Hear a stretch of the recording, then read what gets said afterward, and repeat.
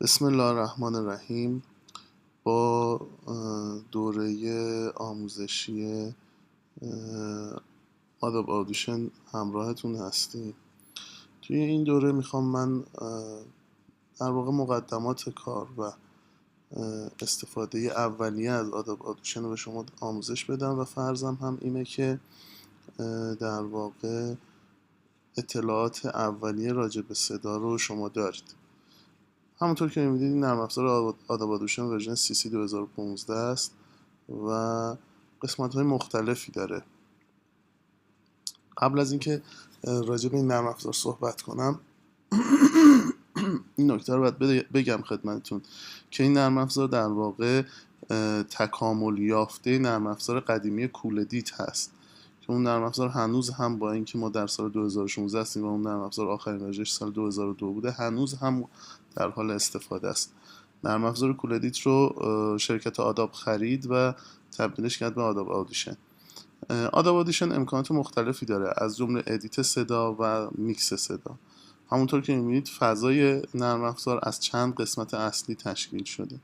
قسمتی که در واقع دو تا پنل نویگیتور یا دو تا پنل در واقع دسترسی به شما میده و یه پنل برای نمایش صدا.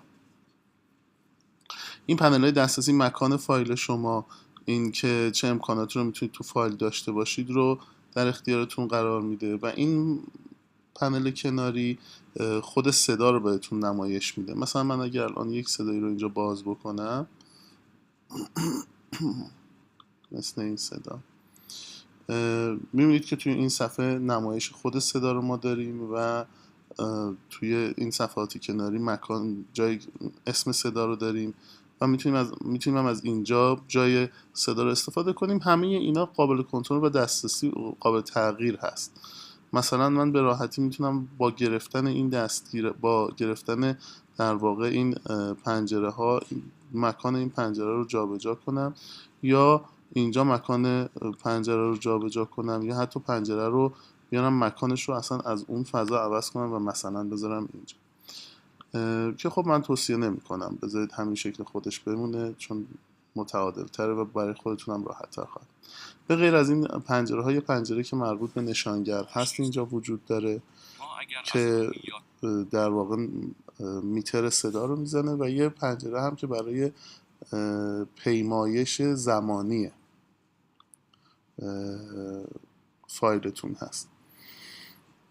3 مدل نمایش توی یه فایل صوتی ما برامون توی این نرم افزار قابلیتش دیده شده. یه مدل نمایش دامنه است که اینجا میبینید، یه مدل نمایش فرکانسیه که خب اینجا به این شکل میبینید که حالا توضیح داره براتون توضیح میدم، و یه مدل هم نمایش در واقع به صورت گام موسیقاییه که اینجا میبینید. نمایش فازی هم توی ورژن قبلی در واقع آداب آدیشن بود و اینجا هم قابل استفاده است توی تحلیلاش که به وقتش انشاءالله خدمتون خواهیم گفت. خب فکر کنم برای جلسه اول کافیه تا ما جلسه آینده ادامه بحث رو با هم دیگه داشته باشیم.